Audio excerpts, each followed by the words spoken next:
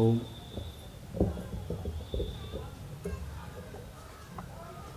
एक बार सभी लोग अपनी आंखों को बंद कर लेंगे और एक छोटी सी प्रार्थना उसके साथ मैं अपनी बात को प्रारंभ करूंगा। थोड़ा सा चैतन्य हो जाइए, थोड़ा सा जुड़ जाइए। कुछ समय के लिए मैं आपके बीच में हूं। दोनों आंखें बंद करेंगे और ईश्वर से प्रार्थना करेंगे। ओम विश्वानि देव सवितः दुरितानि परासुव यद भद्रं तन्न आसुव। ओम शांति शांति शांति।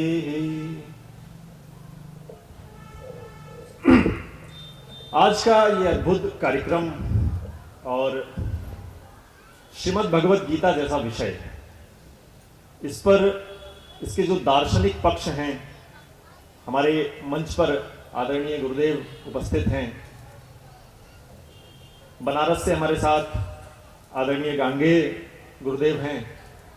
आप लोग इनको सुनेंगे, आप लोग श्रीमद् भगवत गीता का जो सार है, जो उसका महत्व है, जो उसके अंदर की गूढ़ बातें हैं, वो जान पाएंगे। लेकिन इस तरह का कार्यक्रम, जो ये कार्यक्रम गीता गोष्ठी आदरणीय सुरेश जी और जो इस कार्यक्रम के आयोजक हैं, पिछले 23 वर्षों से लगातार कर रहे हैं, इससे इसकी क्या आवश्यकताएं हैं, आखिर ऐसे कार्यक्रमों की क्या आवश्यकता है।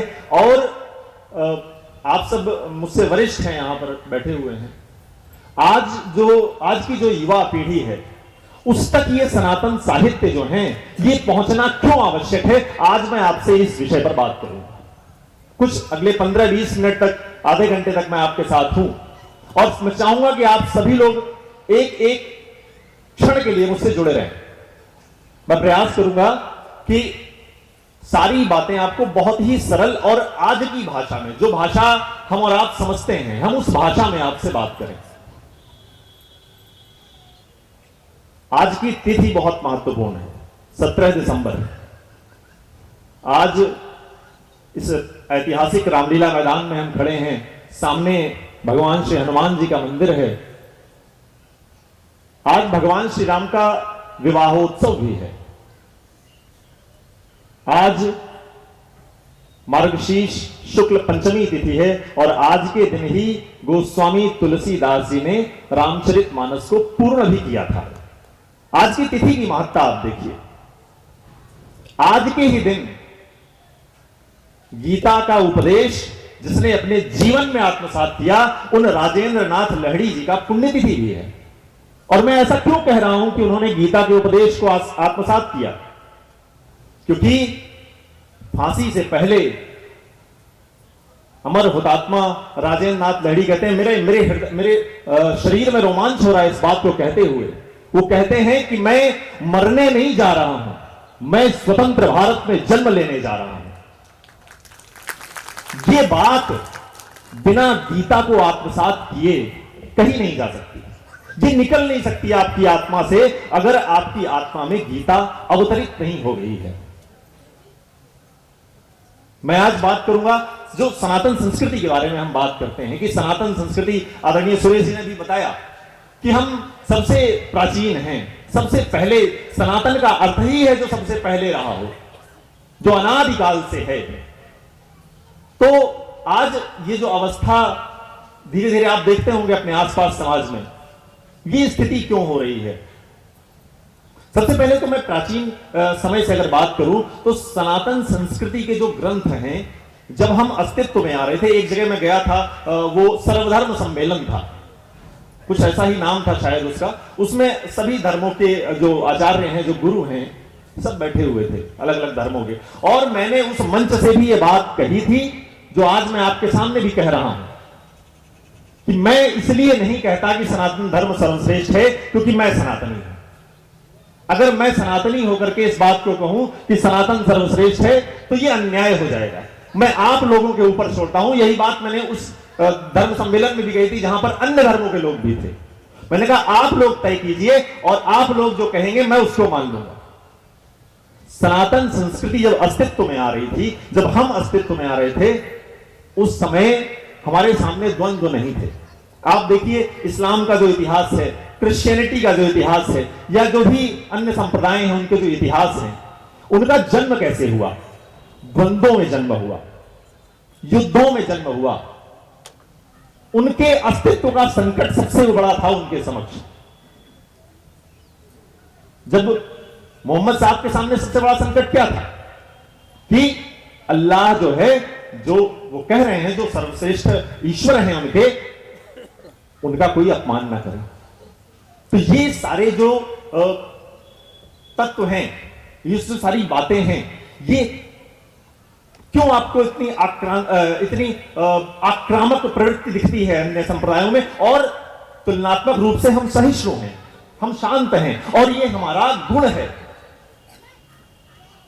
क्योंकि जब हम अस्तित्व में आ रहे थे तो ये प्रश्न हमारे सामने नहीं थे कि हमें अपने ईश्वर के अस्तित्व की रक्षा करनी है, हमें उसके अस्तित्व को बचाना है, किसी से खतरा है हमको। हमारे सामने प्रश्न थे कि हम कौन हैं, ये सारी सृष्टि क्या है। आप वेद जब पढ़ते हैं तो आप जब वेदों का जो नोमेनक्लेचर है, आप शुरू से अगर उसको पढ़ें तो आप देखेंगे ऋग्वेद का जो सबसे प्राचीन वेद है, उसका पहला ही मंत्र है ओम अग्नि नीरे पुरोहितम यज्ञस्य देवम ऋत्विजम रत्नानंद होतारम रत्न धातमम।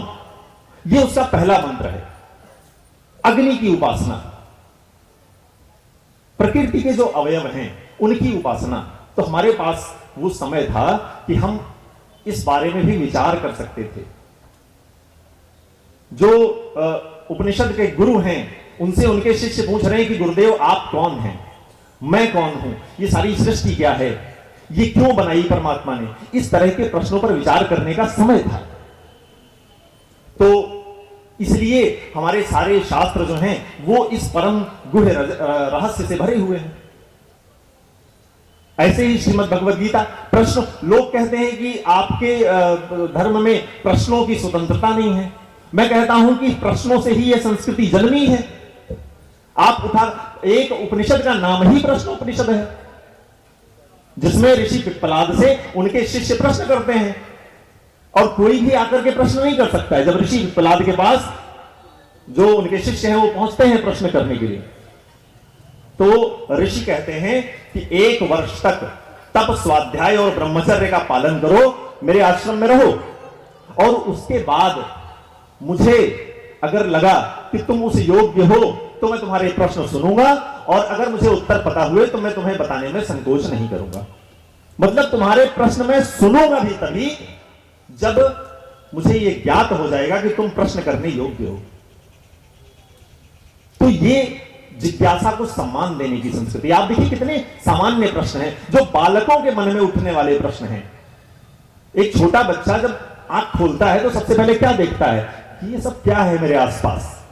यही प्रश्न तो शिष्य जो हैं उपनिषद में ऋषि से पूछ रहे हैं कि प्रजा किसने बनाई, ये सूर्य किसने बनाया, ये चंद्रमा किसने बनाया, ये सृष्टि किसने बनाई। तो वेद जो है, वेद का प्रारंभ होता है भौतिक वस्तुओं की आराधना से, उपासना से। ऋग्वेद में प्रारंभ में आप देखते हैं अग्नि की उपासना है, सूर्य की उपासना है, चंद्र की उपासना है, इंद्र की उपासना है, जल की उपासना है, वायु की उपासना है। पूरा वैज्ञानिक विश्लेषण है वेदों में कि उन्होंने बाहर जो बाह्य जगत की यात्रा है उस पर सारी शोध कर ली, सब कुछ देख लिया सारे वेदों में। और जो वेदांत है वह अंतर जगत की यात्रा है। वेदों का जो अंत, जो उपनिषद है, जो श्रीमद् भगवद गीता है, वह आपके अंतर जगत की यात्रा है, वो आपको बाहर नहीं ले जाती। आप श्रीमद् भगवद गीता में किसी भी भौतिक पदार्थ की बात नहीं सुनेंगे भगवान श्री कृष्ण के मुख से। वो यही तो कह रहे हैं कि प्रजात यदा कामान सर्वान पार्थ मनोगतान आत्मन्येवात्मना तुष्टः स्थिर प्रज्ञस्तदोच्यते।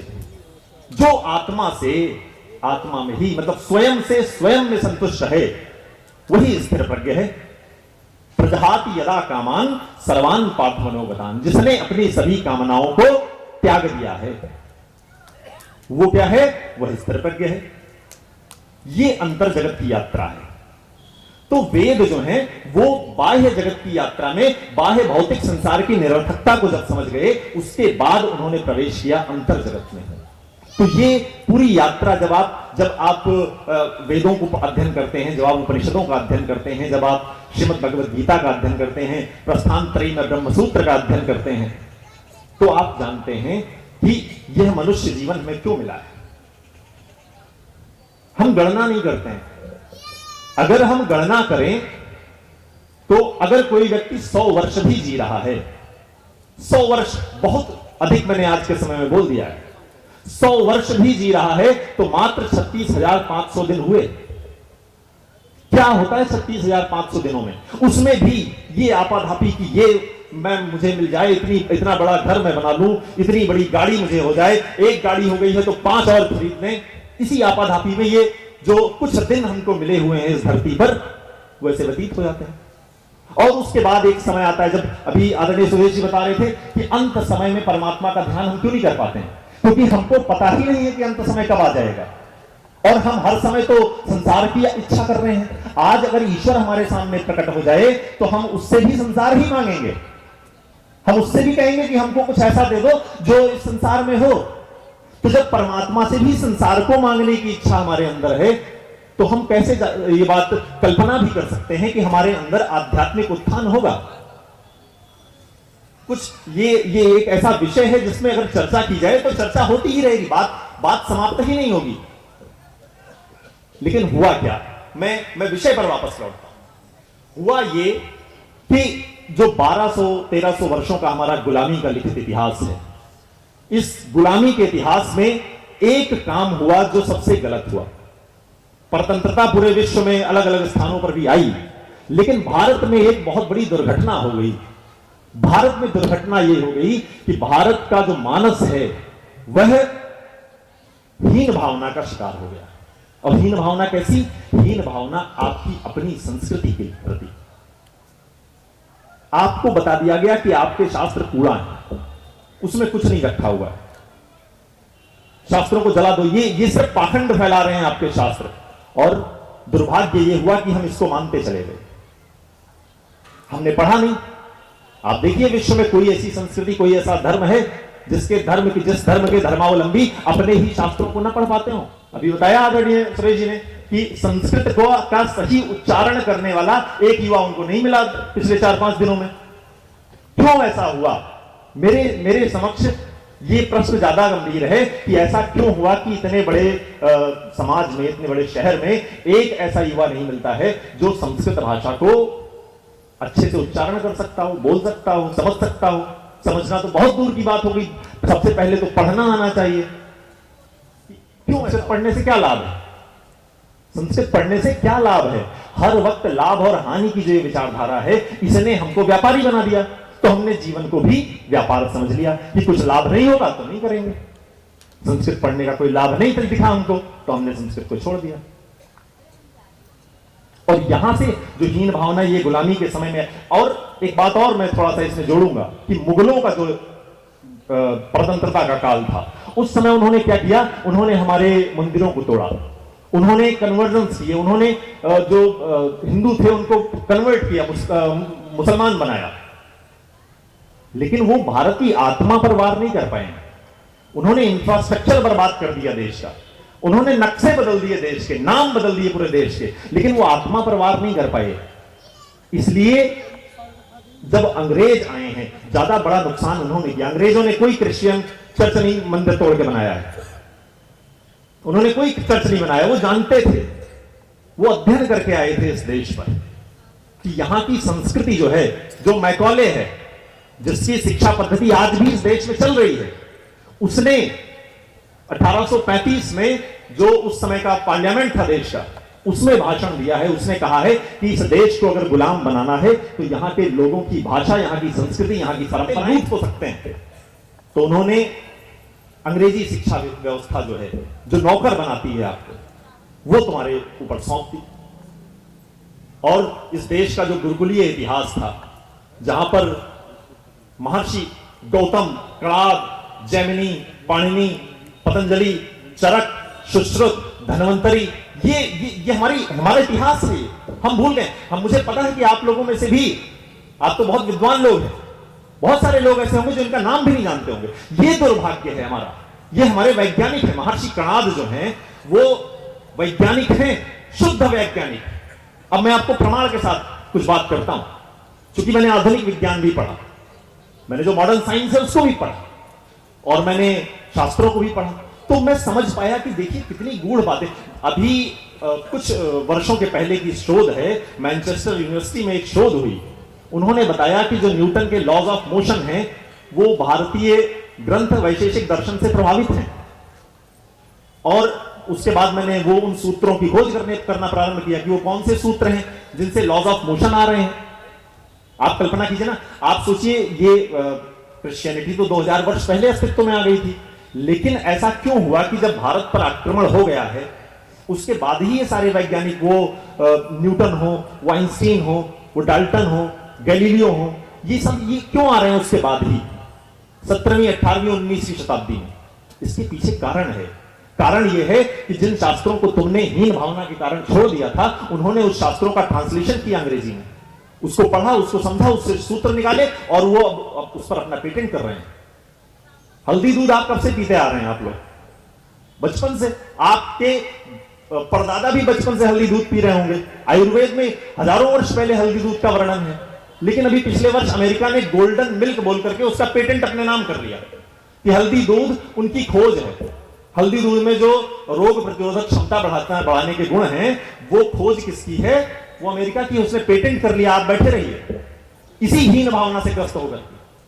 तो ये जो बातें हैं, अगर हम उस हीन भावना में ग्रसित रहेंगे तो कभी उससे बाहर नहीं निकल पाएंगे।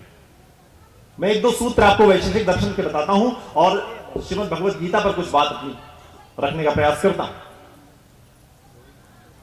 गुरुत्वाकर्षण का सिद्धांत हम सब जानते हैं कि न्यूटन ने दिया। वो एक बगीचे में बैठे थे और सेब गिरता है ऊपर से और उनको लगता है कि ये सेब नीचे ही क्यों गिरा। फिर उन्होंने उसका सिद्धांत दिया कि चूंकि नीचे का जो बल था वो खत्म हो गया और बस जो वस्तु थी यानी सेब था वो भारी है, तो इसलिए वो धरती पर गिरा और धरती ने उसको खींचा। ये न्यूटन का सिद्धांत।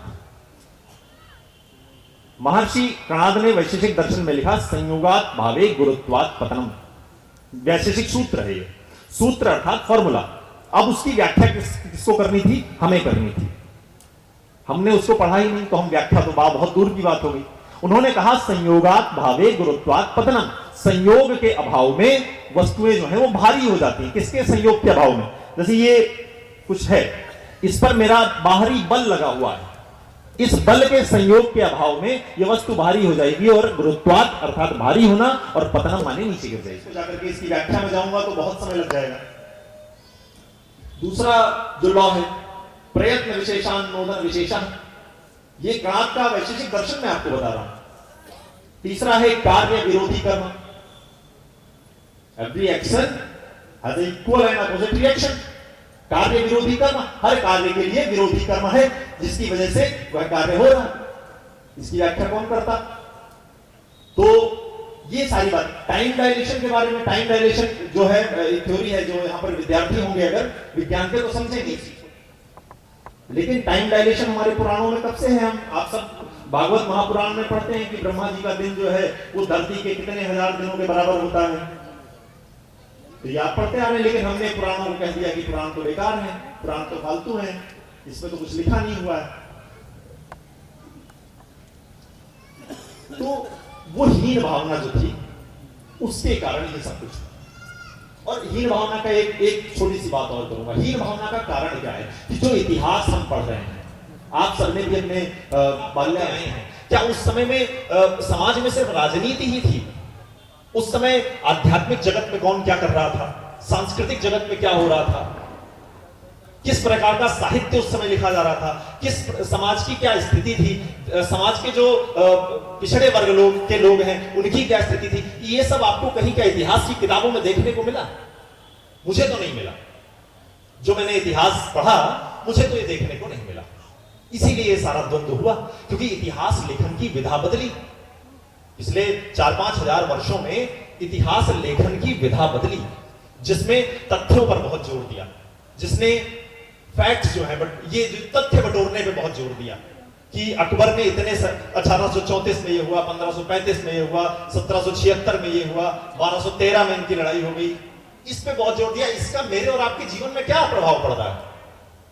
मेरा और आपका जीवन ये समझकर, ये पढ़ करके कितना बदल गया कि 1814 में किसने किसको हरा दिया था।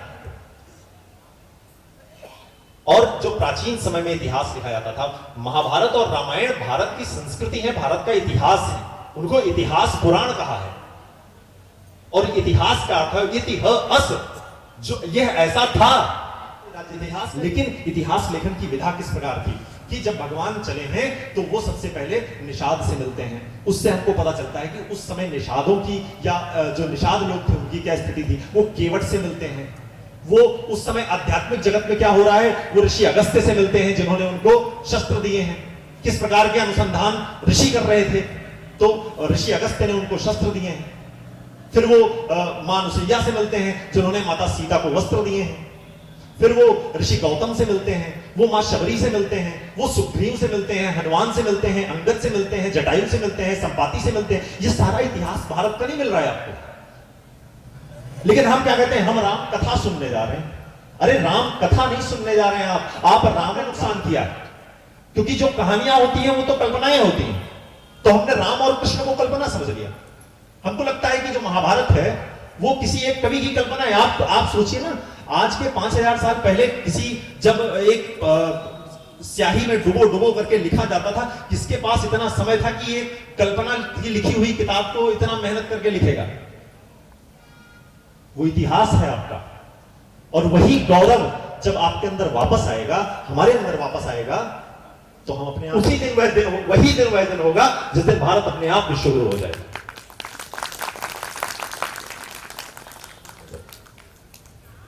परतंत्रता की जंजीर मानस से हटानी पड़ेगी। क्योंकि जंजीर जब तक दिखती है तब तक तो हमको लगता है कि हाँ हम गुलाम हैं। लेकिन जब जंजीर मन पे पड़ती है तो फिर हम, ये सबसे ज्यादा घातक है क्योंकि वो जंजीर दिखती नहीं है। तो हम ये भी नहीं समझ पाते हैं कि हम गुलाम हैं और हमको लगता है कि हम स्वतंत्रता पूर्वक जीवन जी रहे हैं। राष्ट्र की कमजोर संततियां कैसी होती हैं, इसका एक छोटा उदाहरण मैं आपको देता हूं। संततियां कमजोर कैसे होती हैं? जालियांवाला बाग हत्याकांड के बारे में सब जानते होंगे।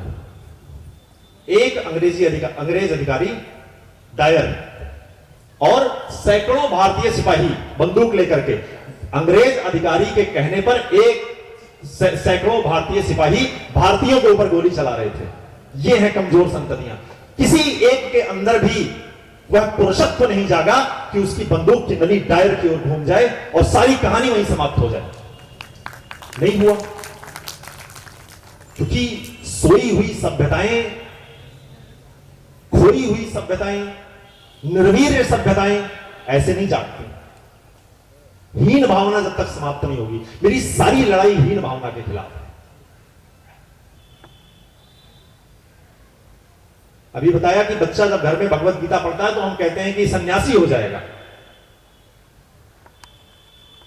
यही हीन भावना है। श्रीमद् भगवत गीता जो पूर्ण वैज्ञानिक ग्रंथ है, मैं इस बात पर तर्क करने को तैयार हूं, जो कोई व्यक्ति आकर के मेरी इस बात को गलत साबित कर दे कि श्रीमद् भगवत गीता मनोविज्ञान का ग्रंथ है, वो भौतिक विज्ञान का ग्रंथ है, मैं वैसे तथ्य उससे निकालूंगा। वो एनाटॉमी की पुस्तक है, उसमें भगवान श्री कृष्ण ने शरीर विज्ञान समझाया है पूरा। अभी मंच पर आदरणीय विवेक जी बता रहे थे, ध्यायतो विषयान् पुंसः संगस्तेषु उपजायते, संगात् संजायते कामः, कामात् क्रोधो विजायते, क्रोधात् भवति सम्मोहः, सम्मोहात् स्मृति विभ्रमः, स्मृति भ्रंशात् बुद्धिनाशो, बुद्धिनाशात् प्रणश्यति। ये मनोविज्ञान है, शुद्ध मनोविज्ञान है ये। आप सोचिए ना, भगवान क्या कह रहे हैं? भगवान यही तो कह रहे हैं ना कि जब विषयों का आप चिंतन करेंगे, बार बार सोचेंगे किसी चीज के बारे में, तो उसको पाने की इच्छा होगी। ध्यायतो विषयान् पुंसः संगस्तेषु उपजायते, संगात् संजायते कामः। और जब वह वस्तु एक बार इंद्रियों को प्राप्त हो जाएगी तो इंद्रियों के अंदर कामना उत्पन्न होगी उसको बार बार प्राप्त करने की, क्योंकि इंद्रियों की तो इच्छाएं तो हैं, वो समाप्त होती नहीं है, तो बार बार इच्छा होगी। और ऐसा तो संभव ही नहीं है कि किसी की कामनाएं पूरी हो जाएं, क्योंकि इस संसार में जितने व्यक्ति हैं, ये पूरी सृष्टि उन सबकी जरूरतें पूरी करने के लिए पर्याप्त है, परंतु किसी एक व्यक्ति की भी कामनाएं पूरी करने में सारी सृष्टि लय हो जाएगी। कामनाएं पूरी नहीं हो सकती तो कामात् क्रोधो भी जाते, कामनाएं पूरी नहीं होंगी तो क्रोध होगा। पूरी व्याख्या अभी आदरणीय विवेक जी ने की। तो श्रीमद् भगवत गीता क्या करती है? श्रीमद् भगवत गीता आपको मनुष्य बनाती है। अर्जुन के मन में किस प्रकार का प्रश्न था? श्रीमद् भगवत गीता का पहला अध्याय है अर्जुन विषाद योग। अध्याय के नाम से ही आप भगवत गीता की यात्रा को समझ जाएंगे। पहला अध्याय है अर्जुन विषाद योग और अंतिम अध्याय है मोक्ष संन्यास योग, जो विषाद से उत्पन्न होकर के मोक्ष से भी संन्यास की बात करती है। वो है श्रीमद् भगवत गीता, जो अर्जुन के विषाद से उत्पन्न हुई। अर्जुन क्या कह रहा है? जो युद्ध भूमि के में आने से पहले इस बात को लेकर के दृढ़ संकल्पित था कि मैं आज पूरी सेना को समाप्त कर दूंगा, मेरे सामने कोई नहीं टिकेगा। वो भगवान से कहता है कि मेरे रथ को आप इन दोनों सेनाओं के मध्य में, जीव के आगे खड़े होने आए हैं, वो कौन लोग हैं मैं देखना चाहता हूं। क्या उसे पता नहीं था कि कौन लोग हैं? लेकिन जब वो पहुंचा है युद्ध भूमि के बीच में, तो वो देखता है सामने कि उसके पितामह हैं, उसके गुरु हैं, उसके बंधु हैं, उसके मित्र हैं। तो फिर उसके अंदर मोह उत्पन्न हुआ कि अरे इनको मारकर, वो भगवान से क्या बात कर रहा है? वो यही तो कर सीदंति मम गात्राणि मुखम च परिशुष्यति। वो कह रहा है मेरे गात शिथिल हो रहे हैं, मेरा मुख सूख रहा है, मैं खड़ा नहीं हो पा रहा हूं, मेरे हाथ से गांडीव छूट रहा है, प्रतिंचा, मेरी गांडीव की प्रतिंचा टूट रही है। यही तो कह रहा है। और अगर सामान्य बुद्धि से हम सोचें, कई बार जो गूढ़ बातें होती हैं उसको समझने में थोड़ा समय लगता है।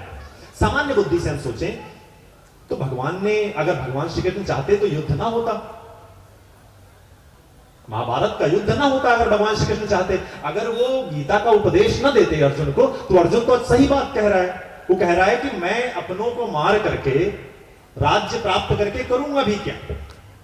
अगर मेरे अपने ही जिंदा नहीं रहेंगे तो मैं राज्य प्राप्त करके क्या करूंगा? मुझे ऐसा राज्य नहीं चाहिए जो मेरे अपनों के शव पर रखा हुआ हो। मैं ऐसे राज्य सिंहासन को नहीं चाहता, मैं ठोकर मारता हूं। और मैं तो उसको भी उचित मानता हूं कि अगर मैं निहत्था बैठा रहा हूं और ये मुझको मार भी दें। तो अर्जुन ने कृष्ण से ये कहा। तो अगर सामान्य बुद्धि से हम सोचे तो ये बात तो ठीक मालूम पड़ती है हमको। कृष्ण को नहीं करना चाहिए था ऐसा कि श्रीमद् भगवत गीता जैसा ज्ञान दे दिया और अर्जुन ने धनुष उठा लिया और लाखों लोगों को काट दिया। सामान्य बुद्धि से बिल्कुल ठीक तर्क मालूम पड़ता है अर्जुन का। हम और आप भी ऐसे ही सोचते हैं। लेकिन अब एक छोटा सा उदाहरण दूंगा जिससे आप पूरी बात को ठीक ठीक समझ जाएंगे कि भगवान श्री कृष्ण ने जो किया वो क्यों आवश्यक था। एक न्यायाधीश है जिसने जीवन भर न्याय किया, उसके न्यायालय में कोई हत्या करके आया, कोई अपराध करके आया, उसके हाथ कभी नहीं कांपे सजा देते हुए, मृत्युदंड देते हुए उसकी कलम कभी नहीं कांपी। एक दिन ऐसी भी घटना होती है कि उसके न्यायालय में उसका पुत्र आ गया है किसी की हत्या करके। अब वो न्यायाधीश क्या कह रहा है? वो कह रहा है कि किसी की हत्या कर देना तो कोई उपाय नहीं है। सीदंति मम गात्राणि मुखम च परिशुष्यति। मेरे तो गात शिथिल हो रहे हैं, मैं अपने बेटे को कैसे मृत्युदंड दे दूं? यही बात तो अर्जुन कह रहा है ना। सारे जीवन उसने युद्ध लड़े, उसने न्याय के लिए, धर्म की स्थापना के लिए सारा जीवन युद्ध लड़ा। लेकिन जब उसके अपने सामने खड़े हो गए तो वो ज्ञान की बातें करने लग गया। अशोच्यानंद सोचस्तम प्रज्ञावादांश भाषते। वो प्रज्ञावानों की तरह बात कर रहा है। तो अब आप बताइए, अगर वो न्यायाधीश, आप ही निर्णय लीजिए, अगर वो न्यायाधीश ठीक है तो अर्जुन भी ठीक है, और अगर न्यायाधीश ठीक नहीं है, अगर वो अन्याय कर रहा है, तो फिर कृष्ण ने जो किया वो सर्वथा उचित था। जब हम उदाहरण से समझते हैं तो हमें चीजें और आसानी से समझ में आती हैं। आज के समय में जो आज का युवा है या आज की जो आगे आने वाली जनरेशन है, उसको अगर आप तर्क से नहीं संतुष्ट कर पाएंगे तो वो आपकी बातें नहीं सुनेगा। अगर आप बैठ करके सिर्फ ये बातें कहें कि ऐसा लिखा हुआ है इसलिए मान लो, आप कहते रहिए और मैं आशा करता हूं कि मान भी ले, पर नहीं मानेगा। आपको उसको तर्क से संतुष्ट करना पड़ेगा। और सारे शास्त्र जो हैं वो घोर तार्किक शास्त्र हैं। एक भी ऐसा तर्क, अर्जुन क्या कर रहा है भगवान श्री कृष्ण से? तर्क ही तो कर रहा है ना। जब 11वें अध्याय में भगवान ने विश्व रूप के दर्शन दे दिए, 11वें अध्याय में उन्होंने विराट रूप अपना दिखा दिया है, उसके बाद भी अर्जुन को 7 अध्याय लगे हैं समझने में। क्यों लगे 7 अध्याय? क्योंकि वो जिज्ञासु व्यक्ति है। वह ईश्वर के कहने पर भी नहीं मानेगा कि मैं खड़ा हो रहा हूं युद्ध करने के लिए। जब उसकी जिज्ञासाएं शांत हो गई तब उसने शस्त्र उठाया है। और अंत में भगवान कहते भी हैं, उन्होंने ये नहीं कहा कि मैंने कह दिया अब तुम मान लो, मैंने कहा है मैं तो भगवान हूं, मैं तुमसे कह रहा हूं मारो अब तुम मारो। भगवान ऐसा नहीं कहते हैं। बहुत सारे संप्रदाय आपको अपने आसपास दिखेंगे, लिखा है तो करना है, क्यों करना है नहीं पता। भगवान नहीं कहते कि मैंने कह दिया इसलिए करो। वो अंतिम अध्याय में 18वें अध्याय में कहते हैं यथा इच्छसी तथा कुरु, मैंने तुमको सब बता दिया, अब यथा इच्छा, जैसी तुम्हारी इच्छा हो, जो तुम्हारा विवेक कहता हो, यथा इच्छसी तथा कुरु, जैसा तुम्हारा विवेक कह रहा हो वैसा तुम करो। और एक बात, जब हमारे घरों में छोटे बच्चे हैं, तीन पीढ़ियां जो हैं उनकी बातें मैं आपको समझा। हमारे सामने मेरे परदादा के उम्र के लोग भी हैं, दादाजी के उम्र के लोग भी हैं। आप लोगों को धर्म का ज्ञान भी है और आप लोग उसका पालन भी करते हैं, और आपने अपने आगे आने वाले वंशजों को बताया भी। जो उसके बाद की पीढ़ियां हैं वो, उनको पता है, वो पालन कर रहे हैं, वो आगे बता नहीं रहे हैं। वो सोच रहे हैं कि अंग्रेजी शिक्षा जो है उसको पाले, नौकरी वोकरी करे, क्या बताएंगे ये सब। तो अब आगे आने वाली पीढ़ी को क्या होगा, उसने जो देखा उससे तो उसे कुछ समझ में आया, ये लोग कर रहे हैं तो करना मुझे भी। उसे ये नहीं पता कि क्यों करना है, ये जो पूजा करते हैं, जो पद्धतियां हैं हमारी, उसको उसके बारे में जानकारी नहीं। करेगा वो भी क्योंकि उसने अपने पिता को करते हुए देखा, लेकिन उसे कारण नहीं पता। तो अब उसके बाद की जो पीढ़ी आएगी तो वो ना तो करेगी ना उसे उसका कारण पता होगा, तो ऐसे ही लोप हो जाएगा। तो जो हम पद्धतियों को कर रहे हैं, सबसे पहले तो हम खुद जाने और उसको आगे भी बढ़ाएं, उसको बताएं, उसको समझाएं, तर्क के साथ समझाएं कि हम ये क्यों कर रहे हैं। मंदिर अगर जाते हैं, बहुत सारे लोग तर्क देते हैं कि मंदिर आप जा रहे हैं ईश्वर से सौदेबाजी करने जा रहे हैं। हमको भी लगता है ठीक बात कह रहा है। मंदिर जाते हैं कि भगवान हमको ये दे दो, भगवान हमको वो दे दो, हमारी बीमारी दूर कर दो, हमारा ये दूर कर दो, हम मांगने तो जा रहे हैं ना। तो जब हमको कोई अपमानित करने के लिए तर्क करेगा, कुतर्क करेगा हमसे, तो कहेगा तुम तो मांगने जा रहे हो ईश्वर से, तो उसे तुरंत जवाब दो कि ईश्वर ने कहा है चतुर्विधा भजन्ते माम जनाः सुकृतिनोर्जन आरतो जिज्ञासु अर्थार्थी ज्ञानी च भरतर्षभ। कहते हैं 4 तरह के लोग मुझे भजते हैं, भगवान कह रहे हैं, उनको भी पता है ये बात। आर्त है जो पीड़ित है, जिसको कोई कष्ट है, वो भी मुझे याद करता है, मैं उसके कष्ट दूर करता हूं। जिज्ञासु, जो जिज्ञासा रखता है कि ये सारी सृष्टि किसने बनाई, वो भी मुझे याद करता है, मैं उसकी जिज्ञासा का शमन करता हूं। अर्थार्थी, जो कुछ अर्थ चाहता है संसार में, वो भी मुझे याद करता है, मैं उसको उसकी इच्छा की पूर्ति भी करता हूं। ज्ञानी च भरतर्षभ, और ज्ञानी जो ये जान गया है कि उस एक परमात्मा के अतिरिक्त कोई भी स्मरण करने योग्य नहीं है, वो भी मुझे याद करता है। तो भगवान ने ये तो नहीं कहा कि ये तीनों जो अर्थ, जिज्ञासु और अर्थार्थी हैं सब बेकार हैं। उन्होंने ये कहा जो इस अवस्था में है वो एक दिन इससे मुक्त होकर के ज्ञानी की अवस्था में पहुंचेंगे। लेकिन ये आवश्यक है कि इस बात को समझा जाए कि आप जिस भी भाव के साथ जा रहे हैं, अगर आप ईश्वर से कुछ मांगने ही जा रहे हैं तो भी वो बहुत उत्तम भाव है। किसी ना किसी दिन वो भाव आपको उस ज्ञान की ओर ले जाएगा, जब आप उस बात की निरर्थकता को समझ जाएंगे कि ईश्वर से भी संसार मांगना सबसे बड़ी मूर्खता है। इस बात को आप जिस दिन समझ जाएंगे उस दिन ईश्वर से संसार को नहीं मांगेंगे। लेकिन अगर जाना ही छोड़ दिया ईश्वर के पास, तब तो समस्या होगी। और समय की सीमाएं हैं और बहुत विद्वान गुरुदेव हमारे यहां पर उपस्थित हैं। मैं बहुत अधिक नहीं लूंगा, बस अगले 2 मिनट में अपनी बात को समाप्त करता हूं। अंतिम बात और सबसे महत्वपूर्ण बात, भगवान ने कहा कि कर्म त्यागना तो सबसे आसान है। त्यागना है तो कर्ता भाव को त्यागो। कर्म त्यागना कैसे आसान है? हम कुछ ना करें, बैठ जाए, छोड़ दें, निठल्ले हो जाए, तो ये तो सबसे आसान काम है। कुछ ना करना तो सबसे सरल है। भगवान कह रहे हैं छोड़ना है तो कर्ता भाव को त्यागो। कर्ता भाव क्या होता है इसको समझना पड़ेगा। हम ये समझने लगते हैं कि मैं कुछ कर रहा हूं। इस मंच पे खड़े होकर के अगर मैं बोल रहा हूं तो और मैं ये सोचने लग जाऊं कि मैं बोल रहा हूं और आप सुन रहे हैं, तो ये मेरी मूर्खता। पेचकस, आप सब जानते हैं पेचकस के बारे में। पेचकस से अगर कोई पेच हम खोलते हैं, अब वो पेचकस एक दिन सोचने लग जाए कि मैं इस पेच को खोल रहा हूं, तो ये पेचकस की मूर्खता ही है ना। हम उपकरण हैं उस ईश्वर के, वो हमसे कुछ करवाना चाहता है। हमारा उद्देश्य क्या है? हमें सबसे अच्छा उपकरण बनना है जिससे कुछ सार्थक हो सके। जिससे कुछ सार्थक किया जा सके। और उस भाव को त्यागते हुए, कर्ता भाव को भी मैं नहीं कर रहा हूं, वो मुझसे करवाएगा। जिस दिन कुछ करवाना होगा, मुझे सबसे उत्तम जो उपकरण है वो बनना है। अर्जुन से भगवान कहते हैं कि तुमको क्या लगता है कि मैं इस युद्ध में क्यों तुम्हारे साथ तुम्हारा ड्राइवर बना बैठा हुआ हूं, मैं सारथी बन के क्यों बैठा हूं तुम्हारा? मुझे क्या चाहिए? नवे पार्थास्ति कर्तव्यम त्रिषु लोकेषु किंचन नानवात्तम वात्तव्यम। वो कह रहे हैं कि इस तीनों लोकों में कुछ भी मेरे लिए कर्तव्य नहीं है, कुछ भी ऐसा नहीं है जो मैं चाहूं और मुझे मिल जाए, लेकिन फिर भी मैं तुम्हारे साथ इस युद्ध में तुम्हारा सारथी बन के बैठा हुआ हूं। और तुम युद्ध से भागने की बात कर रहे हो, तुम कर्म से विमुख होने की बात कर रहे हो। मैं तुम्हारे सामने सारथी बन करके बैठा हुआ हूं जो तीनों लोकों में कुछ भी पाना चाहे और पा सकता है। तो मैं क्यों कर रहा हूं ऐसा? अगले ही श्लोक में वो बताते हैं, यद्यदा चरति श्रेष्ठः तत्तदेवे तरुजना सयत् प्रमाणम कुरुते लोकस्तदा। अगर मैं भी कर्म करना छोड़ दूंगा तो मुझे देख करके जो लोग कर्म कर रहे हैं वो भी बंद कर, लोकस्तद अनुवर्तते, क्योंकि श्रेष्ठ लोगों को देख करके उनका अनुकरण करते हैं लोग। मैं भी कर्म करना छोड़ दूं तो वो भी छोड़ देंगे। मैं तो सूर्य हूं, मेरे अंदर तो अनंत सूर्यों का प्रकाश है, लेकिन उनके तो दिए भी बुझ जाएंगे जो अभी तक उस स्थिति पर नहीं पहुंचे हैं। तो इस बात को समझना पड़ेगा कि भगवान जब किसी बात को कह रहे हैं, भगवत गीता का एक भी श्लोक, एक भी पंक्ति, एक भी शब्द निरर्थक नहीं है। एक एक शब्द, एक एक वाक्य व्यक्ति के जीवन को परिवर्तित करने की संभावना रखता है, बस उसको ठीक तरीके से समझ लिया जाए। अंत में मैं बहुत आभार व्यक्त करूंगा आदरणीय सुरेश जी का कि उन्होंने मुझे इस कार्यक्रम में आमंत्रित किया और आप लोगों से कुछ बात करने का अवसर दिया। मेरा जन्म भी इसी गोनार्ड की धरती पर हुआ है।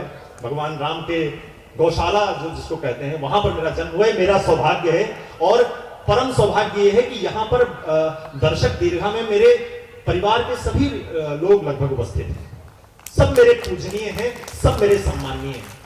सभी के चरणों में प्रणाम करता हूं, आदरणीय गुरुदेव के चरणों में प्रणाम करता हूं, आदरणीय सुरेश जी को धन्यवाद देता हूं और आप सभी को नमस्कार। ओम शांति।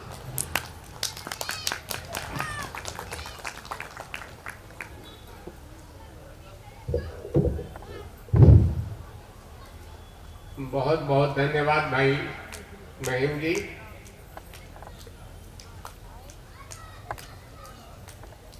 सम्मानीय दुबे जी कहा करते हैं कि साहब कई दिन हो सकता है वहां तक पहुंच ना पा रहे हूं, लेकिन निश्चित रूप से दुनिया वीरों से खाली नहीं है। हमारी युवा शक्ति भी बहुत अच्छा सोचने लगी है, बहुत अच्छा करने लगी है। जब ये बात सही है कि हमारी युवा शक्ति प्रयोग पर विश्वास करती है, प्रयोग के बिना वो कुछ मानने को तैयार नहीं है।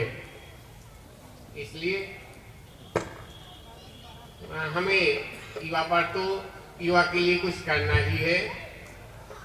अच्छा है, सुखद है कि हमारी युवा पीढ़ी आध्यात्म की ओर अग्रसर है, हमारे सनातन की ओर अग्रसर है।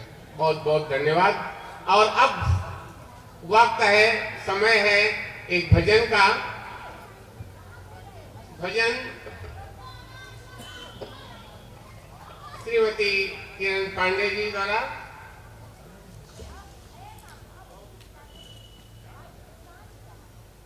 हरे हरे।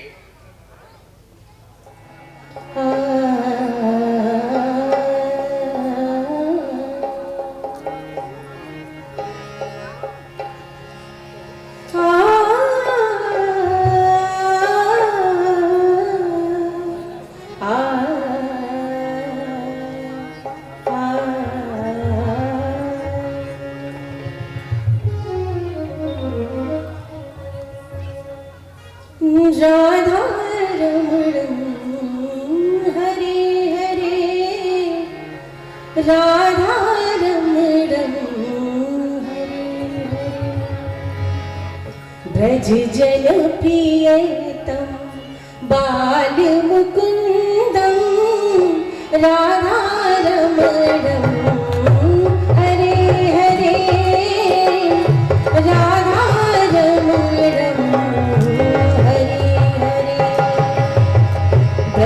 जन प्रियतम बाल मुकुंदम, राधा रमण हरे हरे,